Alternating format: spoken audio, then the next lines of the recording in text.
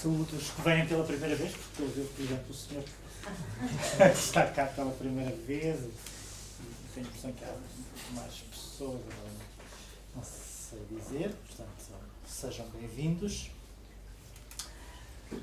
Nós ontem fizemos uma introdução muito geral, de caráter também biográfico, e houve algumas, digamos assim, alguns fios que ficaram no ar, que eu gostava de retomar hoje, só para acabar e para passarmos a uma fase seguinte.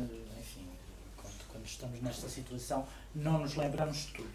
Por exemplo, a certa altura, eu quis citar uma célebre frase do Winckelmann, que é uma frase que dá essa visão mais ou menos canónica do Renascimento, própria do neoclassicismo, e não me lembrava exatamente da frase. Aliás, não chega a ser uma frase, é uma frase onde ele, às tantas, utiliza esta expressão, a nobre simplicidade e a plácida beleza. E foi exatamente isto que o Winckelmann exaltou na arte grega, a nobre simplicidade e a plácida beleza. Ora, nós ontem vimos precisamente como, e já agora como é que se chega ao Google aqui, desculpe, só para procurar uma imagem. Ah, claro, ok.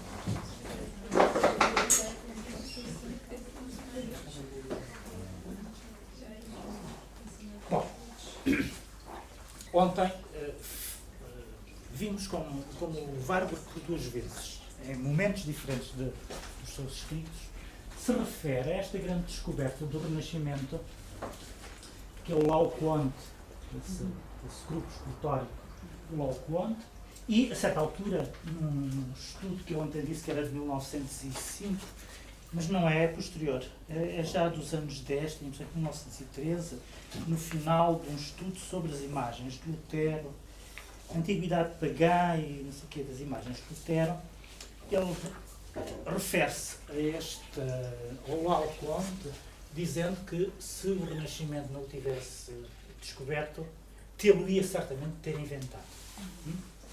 Que é uma frase muito curiosa e bastante eloquente, para dizer que, digamos, o Renascimento para ele estava muito mais próximo desta espécie de desregramento total, ou pelo menos este era um dos que era preciso ter em conta, este desregramento e este lado quase orgiástico e patético de uma eloquência, que ele chama precisamente eloquência patética, a eloquência patética dos gestos.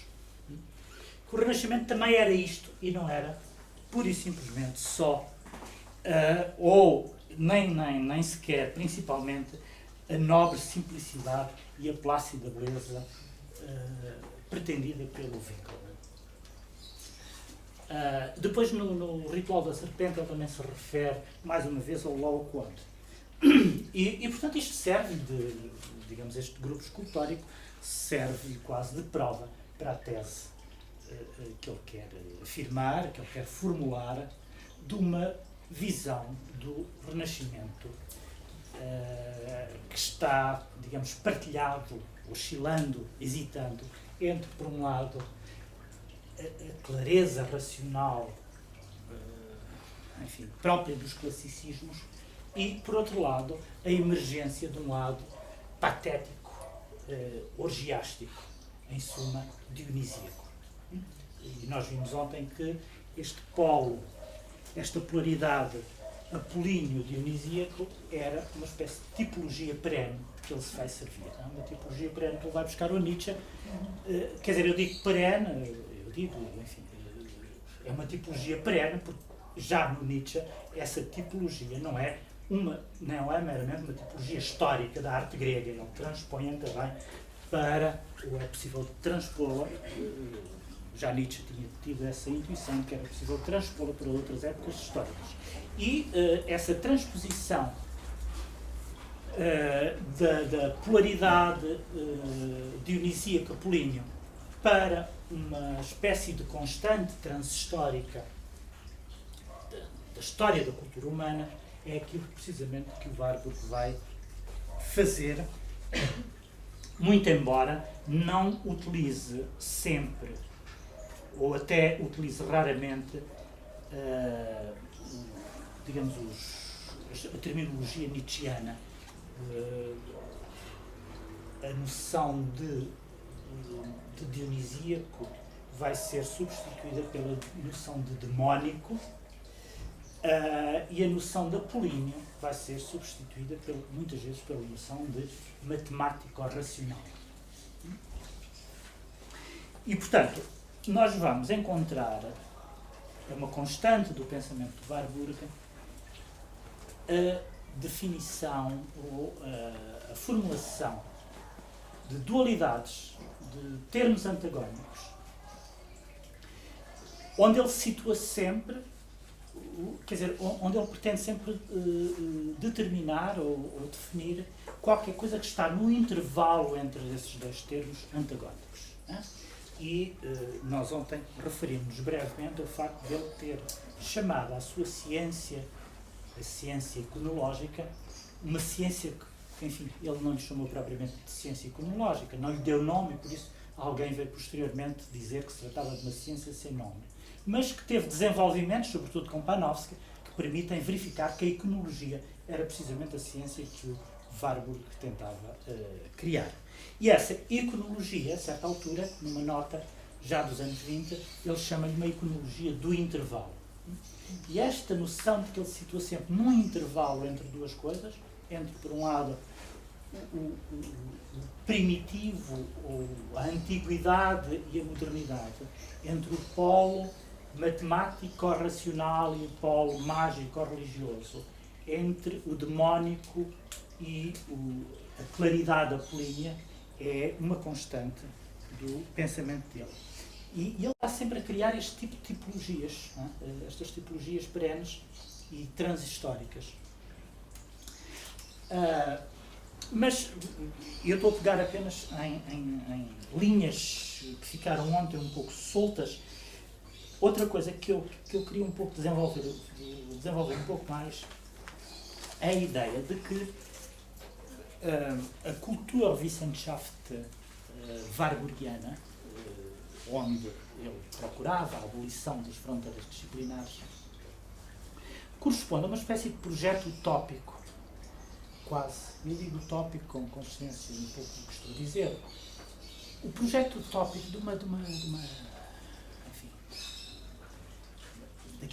das ciências humanas, que tem uma longa história ao longo do século XX, mas que entra numa espécie de desencanto já depois dos anos 70. Portanto, há aqui várias etapas nessa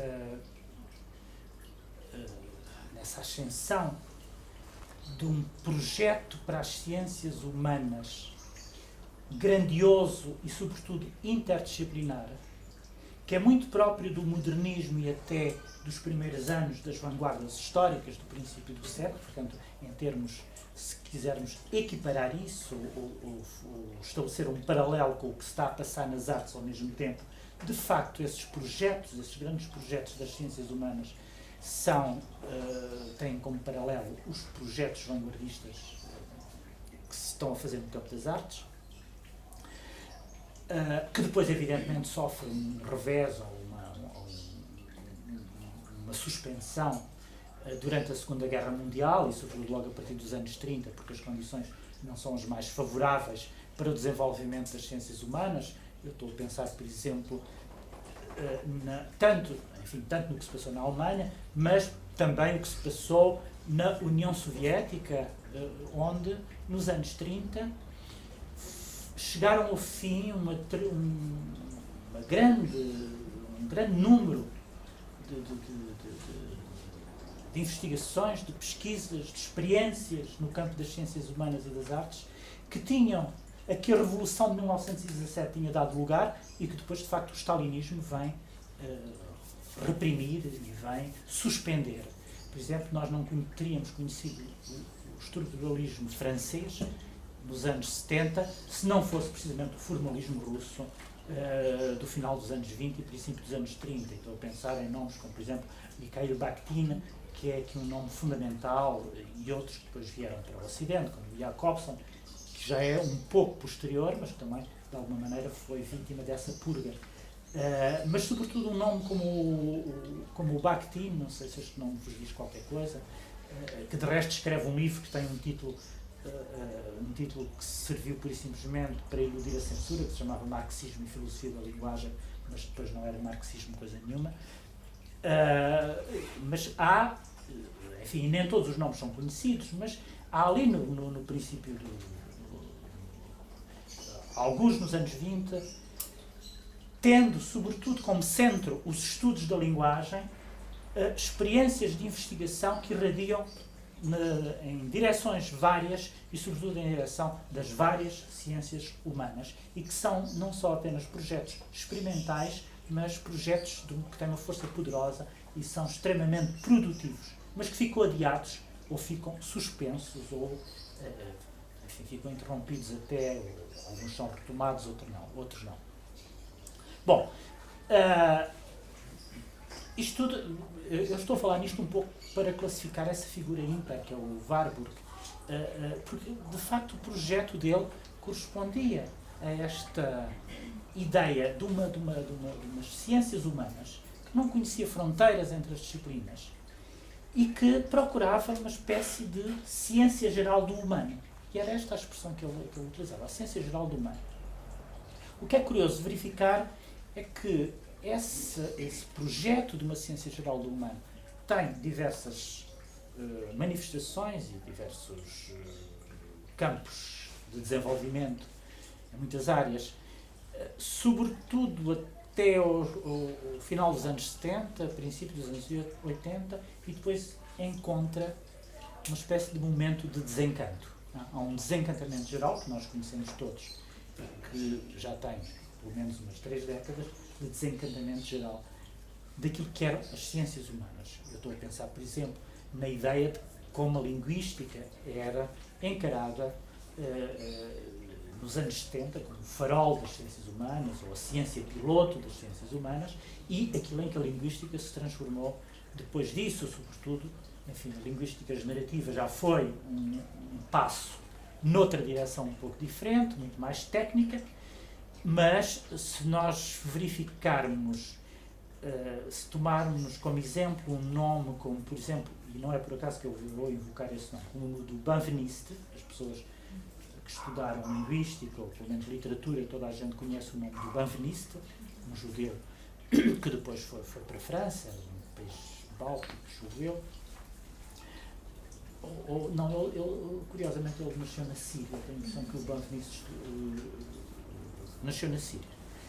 Bom, se nós pegarmos num livro do Benveniste como a origem do vocabulário indo-europeu, que são aliás 2 volumes, que tem também um nome enganador, verificamos que há ali qualquer coisa que nasce da mesma raiz, do mesmo fermento que nasceu a investigação do Warburg, embora a investigação do Warburg seja anterior.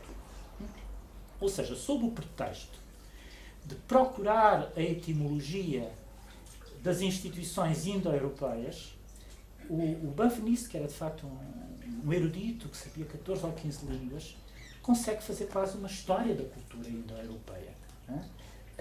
E também aí ele vai atravessar disciplinas como a antropologia, não é apenas a linguística, ou a gramática comparada, porque no fundo aquilo que ele está a fazer na altura é gramática comparada e estudos de história da língua, mas aquilo tem uma força, um poder de irradiação em tantas direções da cultura que de facto o leitor pode ser enganado por este título que parece muito técnico, o vocabulário, a origem do vocabulário das instituições, o vocabulário indo-europeu, e depois o que descobre é quase uma história da cultura absolutamente espantosa, sobretudo, que atravessa também várias disciplinas.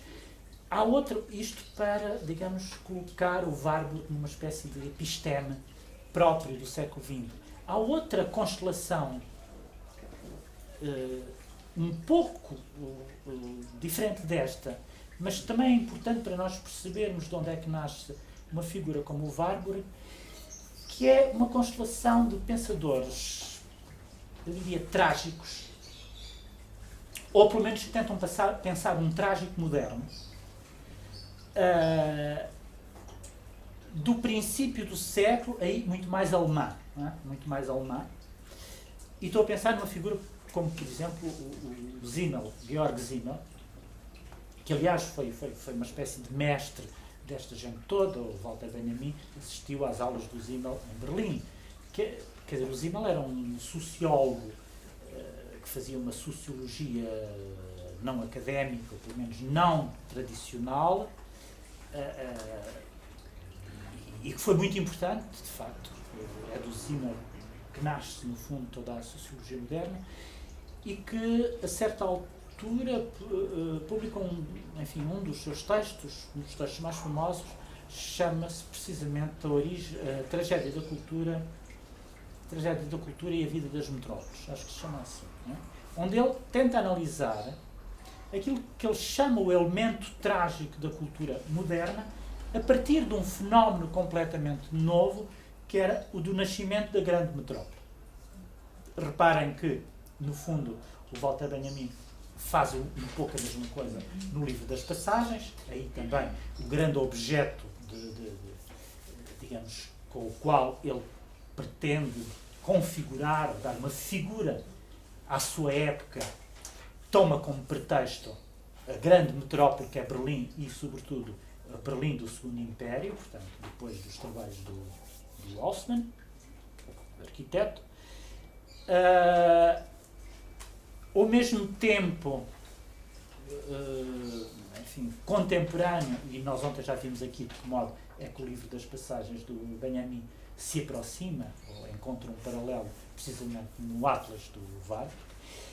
Ao mesmo tempo que há uma outra figura, talvez um pouco mais apagada, ou não tão divulgada como qualquer dois destes nomes, que é o do Krakauer, que escreve imenso. Não sei se este nome vos diz alguma coisa, Siegfried Krakauer, que escreve imenso sobre as ruas de Berlim, sobre as passagens também. Havia uma passagem em Berlim na altura que tinha desaparecido e sobre a qual ele escreve um texto fabuloso.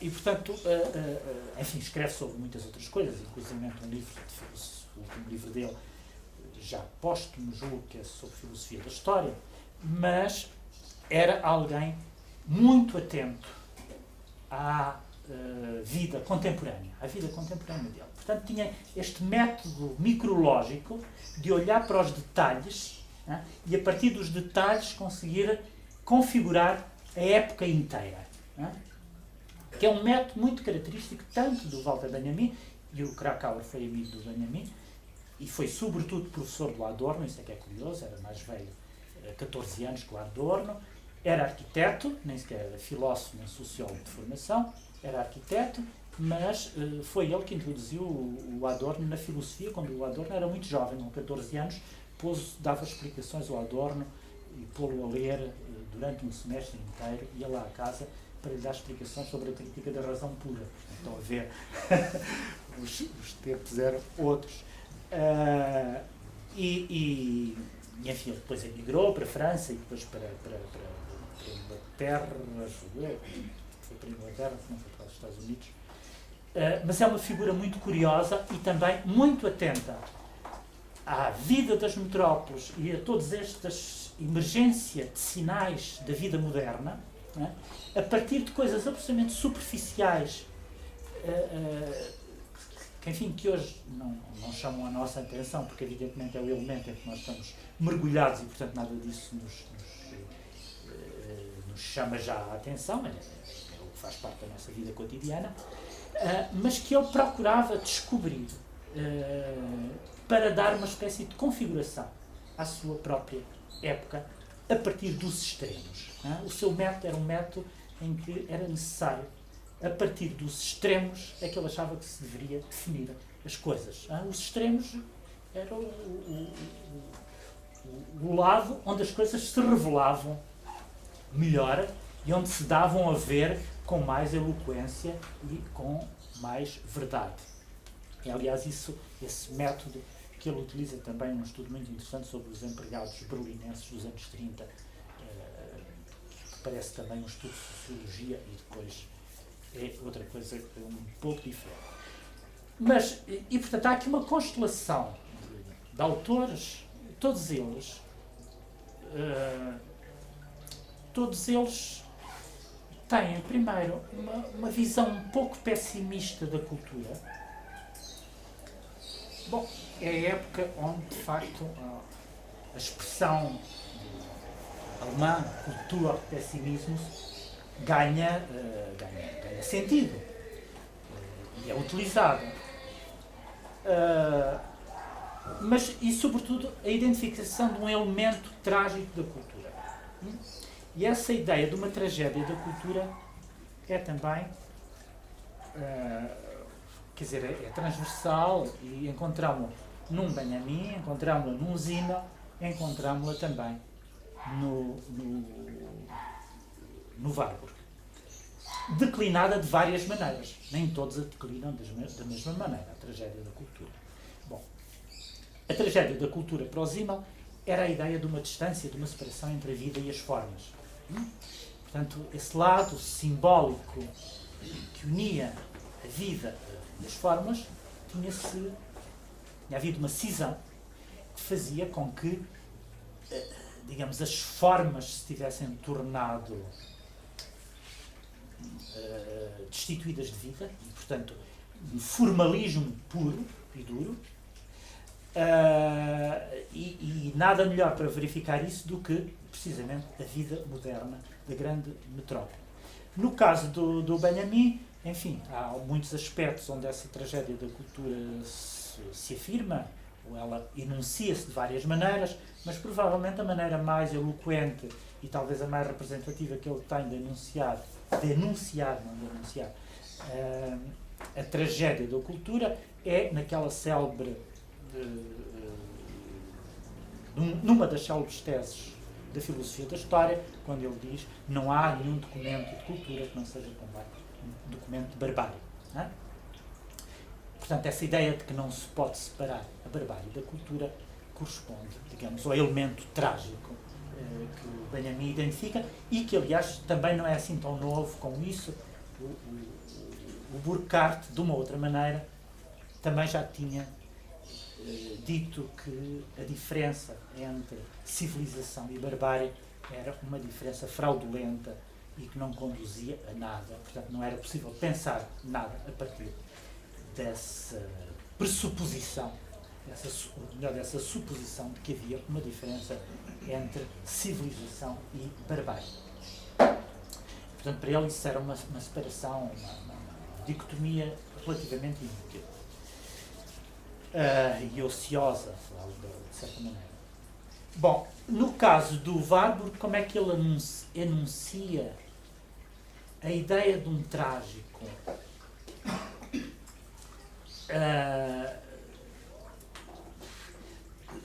Denunciando como esquizofrénica, vocês percebem que é mais ou menos uma metáfora, mas digamos, afirmando que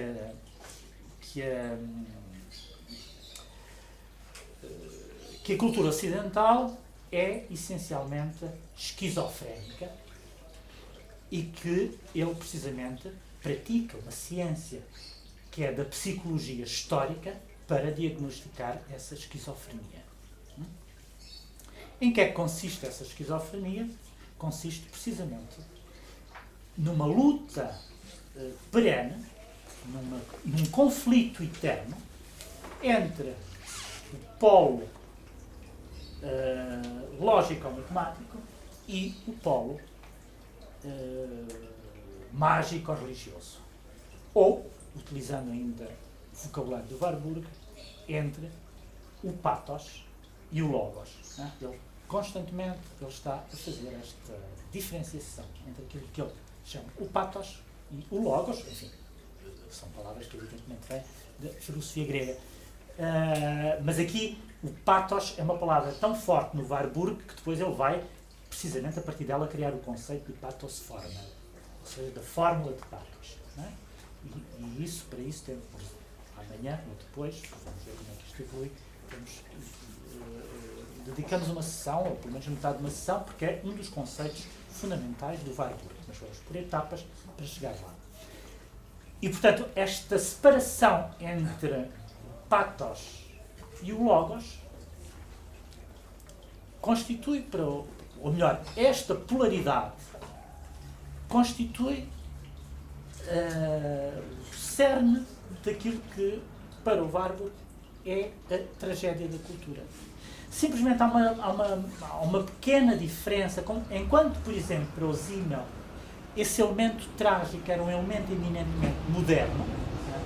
Era a cultura moderna que era trágica, que tinha esse elemento trágico. O Warburg, muito pouco interessado em fazer estas, digamos, raciocínios diacrónicos, em separar as épocas históricas e em pensar, digamos, a longo termo e, sobretudo, em termos de uma sincronia, dos tempos, né? Ele pensava a cultura como algo trágico, mas trágico desde sempre, né? Eternamente trágico e, sobretudo, sem solução, né? Essa tragédia era uma tragédia que perdura, esse elemento trágico perdura, não tem solução, não é resolúvel, não é solúvel, e não haveria cultura se não houvesse esse elemento trágico. É ele que funda precisamente a cultura. Essa luta demoníaca entre o logos e o pathos. Ou seja, entre também aqui, utilizando novamente, porque ele declina isto de várias maneiras, entre aquilo que ele chama o polo estático-inspirado, que é próprio do mito, e de certa maneira também da poesia, e o polo racional matemático próprio da reflexão filosófica e científica. Ora, nós reconhecemos aqui precisamente nesta dicotomia uma das, ou melhor, não é uma das, é precisamente a dicotomia essencial, por excelência, que atravessa toda a nossa cultura e que vem desde o Platão, não é?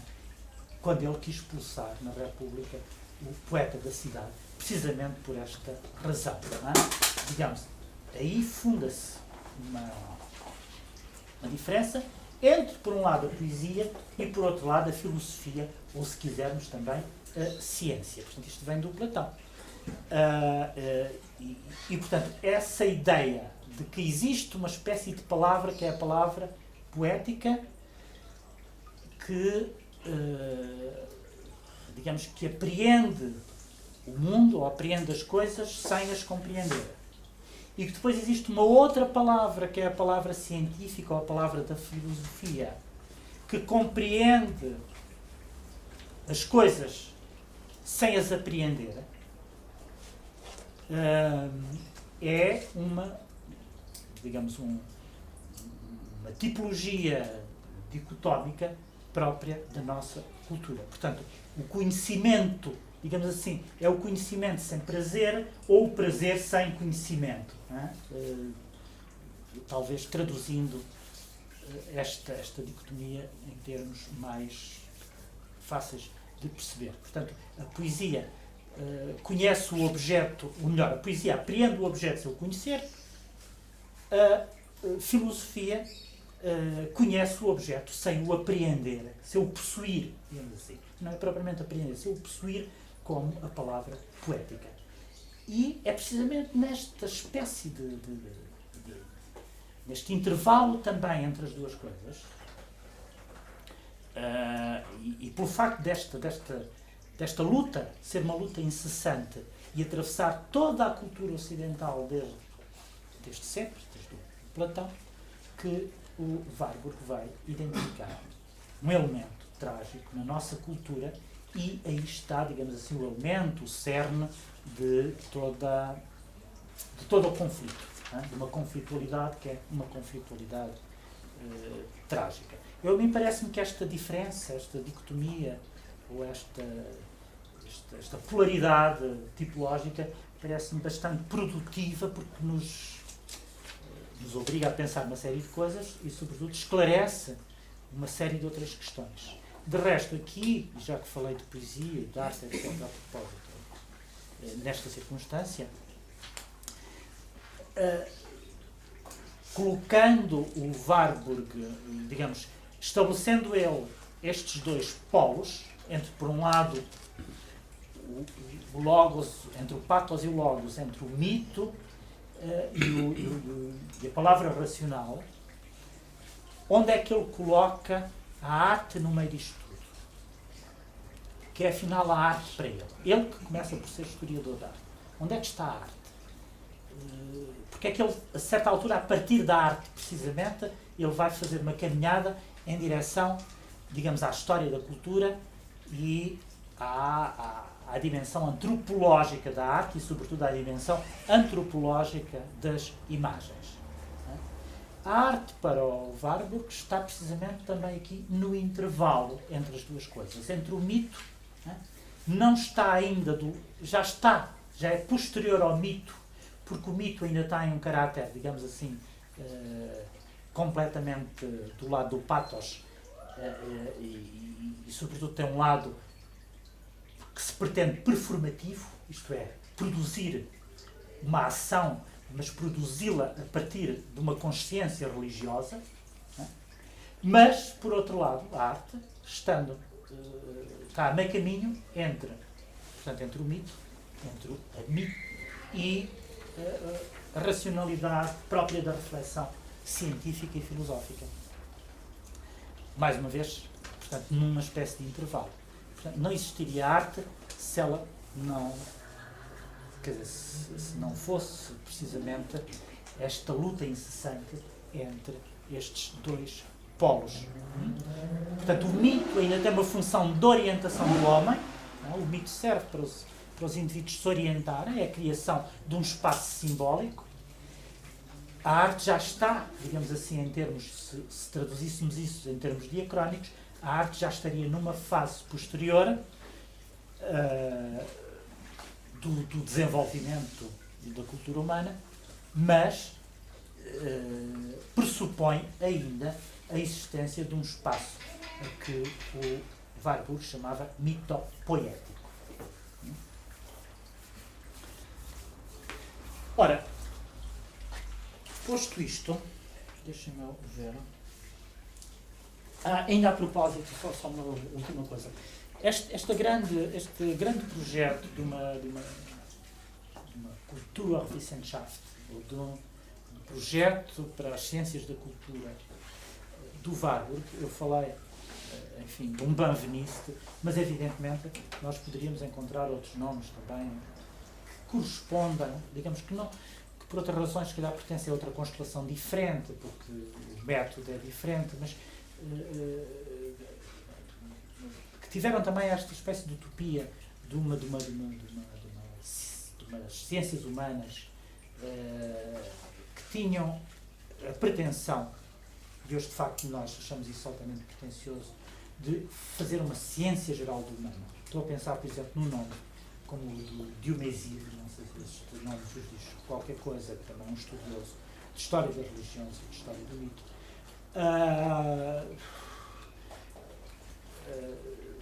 E enfim, quer dizer, não sou eu que estou a inventar nomes para os colocar a par do Warburg, porque estou aqui a recitar aqueles nomes que geralmente são citados, são referidos quando se refere o Warburg e quando se tenta perceber o Warburg numa constelação também muito mais vasta do que ele faria parte. Ou então, estava-me a esquecer o nome fundamental, o do Lévi-Strauss. Né? Lévi-Strauss. Já mais próximo de nós, não é? Já mais próximo de nós.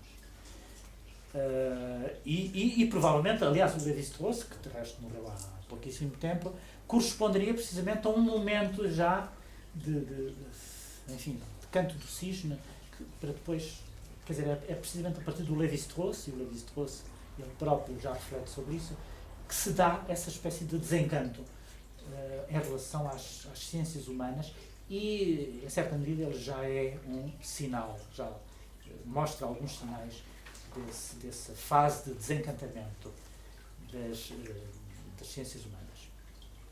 Bom, posto isto, os dois conceitos fundamentais a partir dos quais nós podemos, digamos assim, desenvolver todas as teorias, toda a teoria do Warburg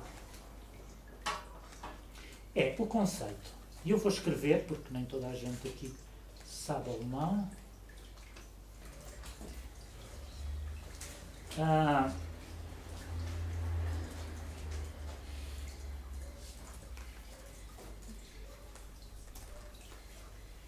Bom, são os dois conceitos fundamentais.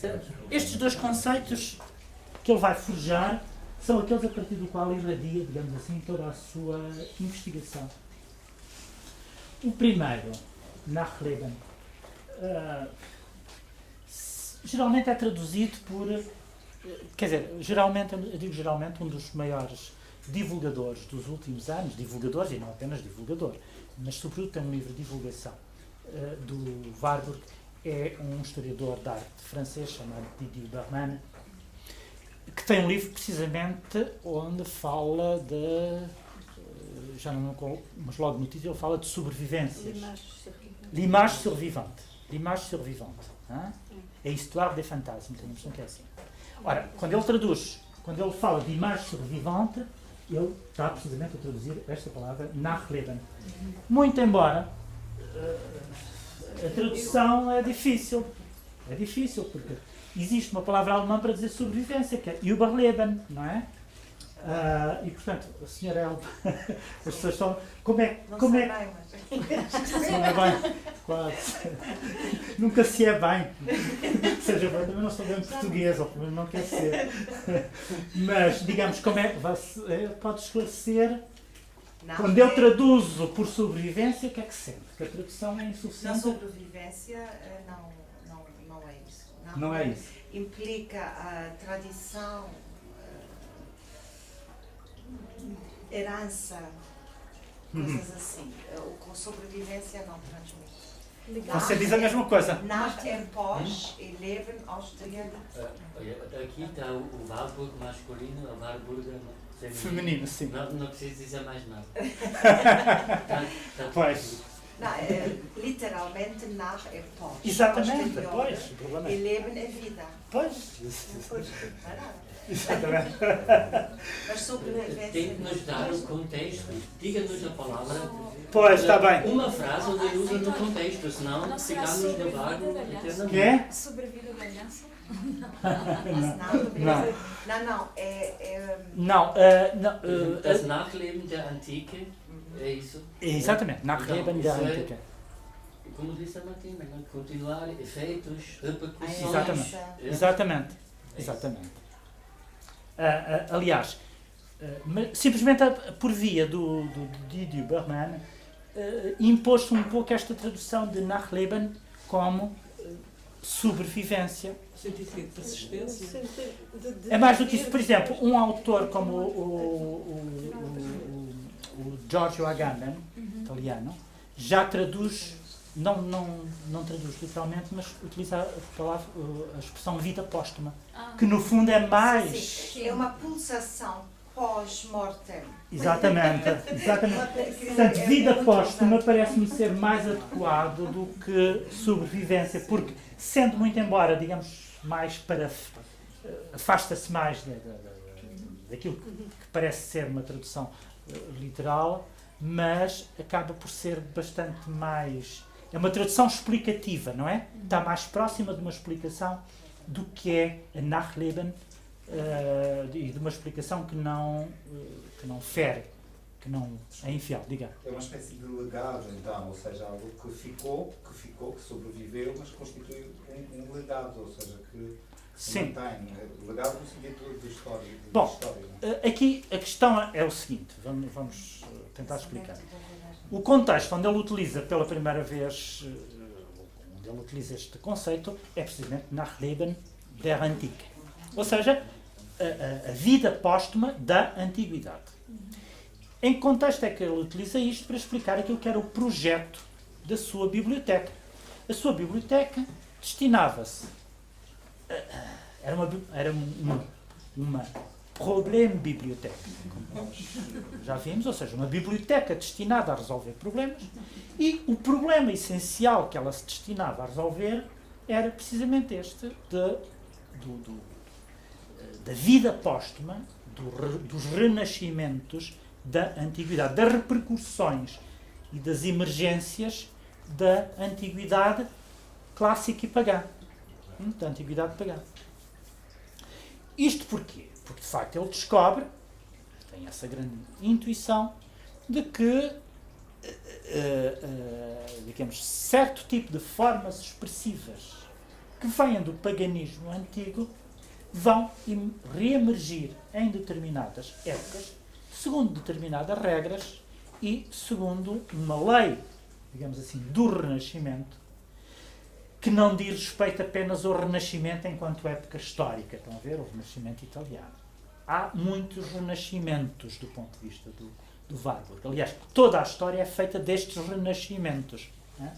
E por isso cada imagem, ou é sobretudo em relação às imagens que ele vai falar de Nachleben, a sua vida póstuma, elas renascem em função das próprias necessidades expressivas de cada época. Portanto, uma determinada época faz renascer um certo número de imagens e de conteúdos expressivos, ou de traços expressivos. Outra época, por sua vez, coloca essas imagens e esses traços expressivos em adormecimento e faz renascer outros completamente diferentes. E, portanto, digamos assim, cada época, como diria o Warburg, tem o renascimento que merece. Né? Mas não há nenhuma época, do ponto de vista do Warburg, que não seja uma época em que existem renascimentos. Porquê? Porque há qualquer coisa que atravessa a história que é da ordem do fantasmático, né? E isso que é da ordem do fantasmático é precisamente as Nachleben, né? Estas vidas póstumas. Né? Atravessa a história como um fantasma. Daí que eles chamam ao seu Atlas, que tem exatamente, digamos, que corresponde quase ao mesmo projeto, mas agora já não através de livros, mas através de imagens, que ele chama uma história de fantasmas para adultos. E, portanto, aqui a ideia do fantasma e da vida póstuma própria dos fantasmas, que emergem e que atravessam a história, atravessam tempos diferentes, é muito importante.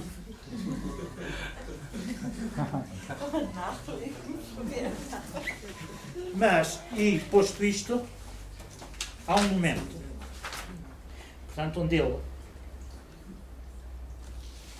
diz o seguinte,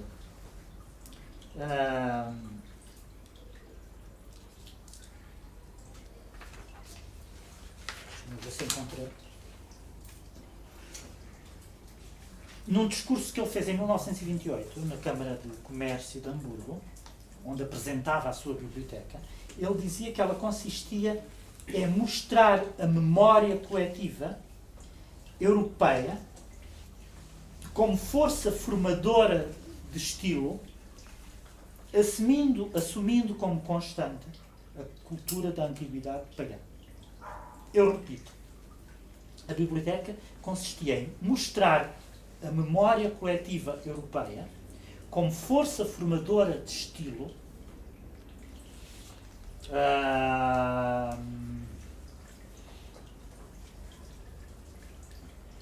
força formadora de estilo, a expressão que ele utiliza é Stilbildende Kunstmacht, pode ser?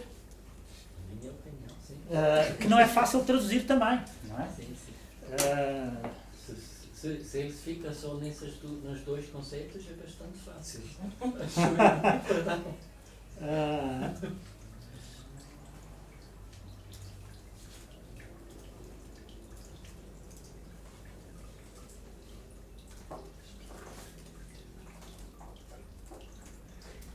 pronto, tem a impressão que a expressão é esta que eu utilizo. Estilo, não, aqui está um 8 para a mi.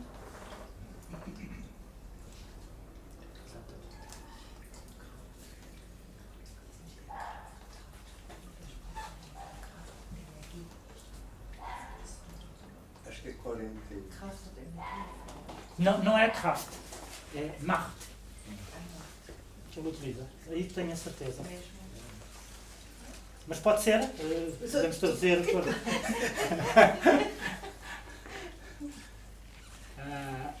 Sim, obrigadíssimo. Bom, mas não interessa. Aliás, portanto, mostrar a memória coletiva europeia como força formadora de estilo, assumindo como constante a cultura da antiguidade pagã. E, noutro momento,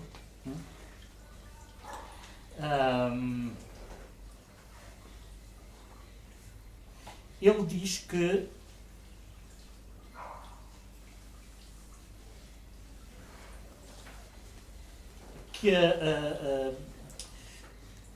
na base do programa de investigação da sua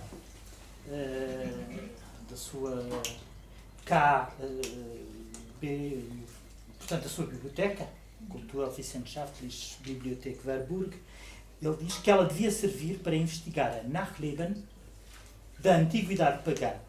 Por que razão certas formas antigas ficam impressas na memória coletiva de tal modo que renascem em determinadas épocas. E depois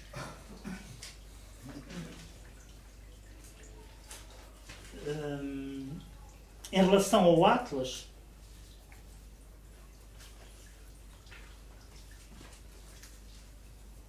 estava a procurar aqui de uma, mas se calhar não é importante. Bom, não. Portanto, tanto a biblioteca, como nós vimos ontem, tanto a biblioteca como o Atlas tinham escrito, a biblioteca tinha escrito à entrada a palavra grega mnemosine, não é? E, por sua vez, o Atlas também era o Atlas mnemosine. Nós vimos ontem que, portanto, esta palavra grega significa precisamente, é a deusa da memória, e portanto, isto indica precisamente como a questão da memória é importante para o Warburg, que está precisamente no centro da sua investigação. E aqui, neste caso, a investigação que ele leva a cabo já na fase última da sua vida com o Atlas é precisamente a investigação que ele tinha iniciado com a biblioteca enquanto projeto de investigação. A biblioteca em si era um projeto de investigação, era algo conceptual que deveria servir um projeto de... Quer dizer, que não só devia servir o projeto de investigação, mas que era em si mesmo, na sua ordenação, a realização desse projeto de investigação. Portanto, havia aqui uma espécie de mise en abîme da própria biblioteca, que se reflete a si própria. Aqui a questão da memória, e sobretudo da memória coletiva, é formulada por ele de uma maneira muito explícita e que nos ajuda a perceber como é que ele entende esta questão da memória, quando, na introdução do Atlas, um texto escrito em 1929 que ele apresentou na Biblioteca Artesiana em Roma, diz o seguinte: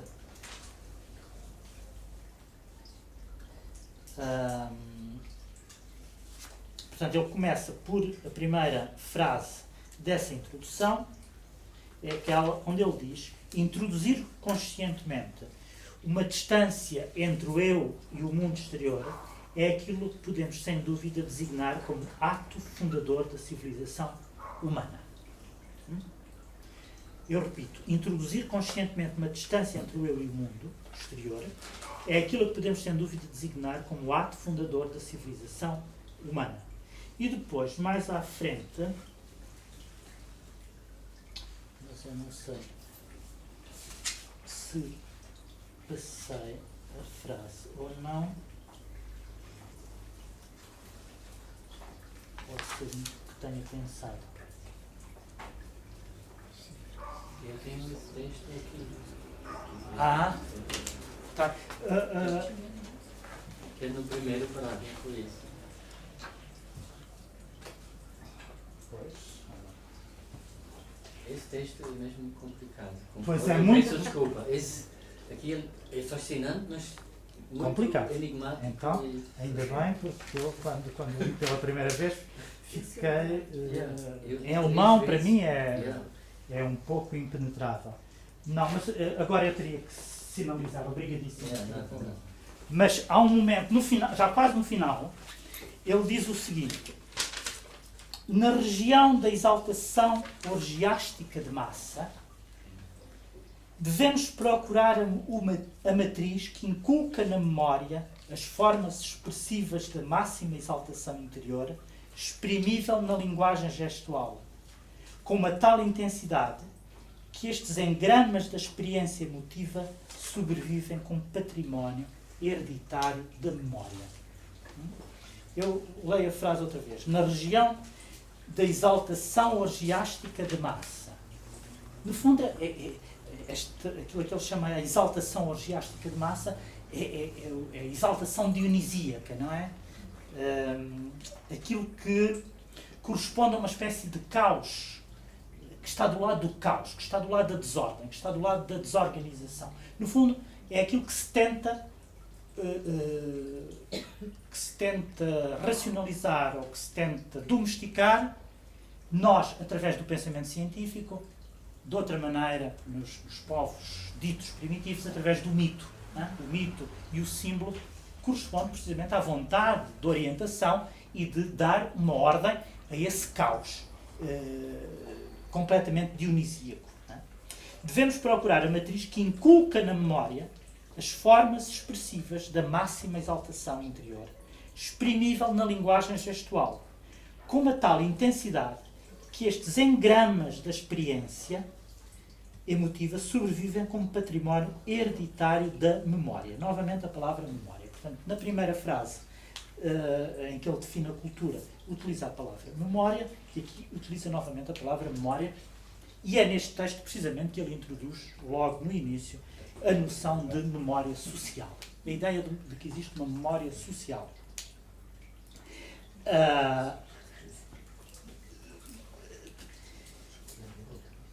Quando ele fala, e retomando esta primeira frase, a criação de uma distância entre o eu e o mundo como fundador da cultura, ele vai, a seguir, utilizar um conceito, também ele muito importante, para designar essa distância, que é o conceito de Denkraum, ou seja, espaço do pensamento.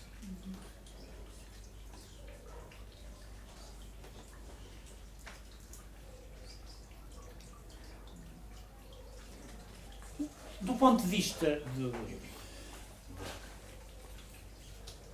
da Kulturwissenschaft warburgiana, a criação de um espaço de pensamento é aquilo que determina a história da cultura. Portanto, seria uma espécie de luta do homem de todos os tempos, a criação desse espaço de pensamento. E o espaço de pensamento implica uma distância, a criação de distância. Porque senão, quer dizer, se não houver essa distância, se não houver espaço de pensamento, todos nós ficamos imersos no caos original feito de forças dionisíacas, orgiásticas, portanto, incapazes de serem pensadas, incapazes de serem domesticadas e onde nós não nos conseguimos orientar. E, portanto, a história da cultura seria esse incessante esforço para domesticar essas forças emotivas primeiras, originais, através da criação de um espaço de pensamento.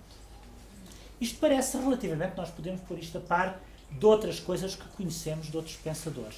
Mas talvez o Warburg enuncie e formule isto de uma maneira um pouco diferente, como ninguém tinha formulado. É que nós estamos habituados a pensar isso em termos diacrónicos. Não é? Em termos diacrónicos, ou seja, a evolução histórica ou a evolução civilizacional consistiria precisamente na criação desse espaço de pensamento, deixando para trás essas tais forças emotivas onde a racionalidade, digamos, onde o logos ainda não triunfou. E, portanto, o logos seria uma força que, do ponto de vista diacrónico, tenderia a triunfar sobre o pathos que, historicamente, lhe seria anterior. E, portanto, quando nós pensamos em coisas, em conceitos como secularização ou iluminismo até, não é?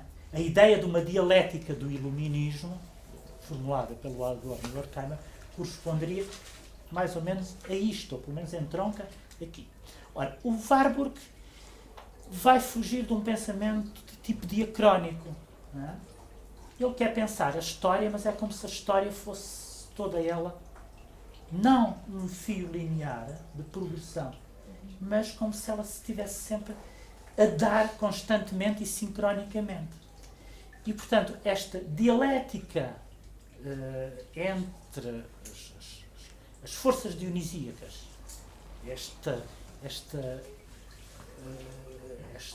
forças orgiásticas que ele chama de forças orgiásticas de massa, e o logos que triunfa sobre elas, seria uma constante histórica, uma coisa perene, que em todos os momentos se está sempre a dar. E, portanto, digamos, a história é sempre constituída por esta luta, em todos os momentos do seu, digamos, do seu evoluir.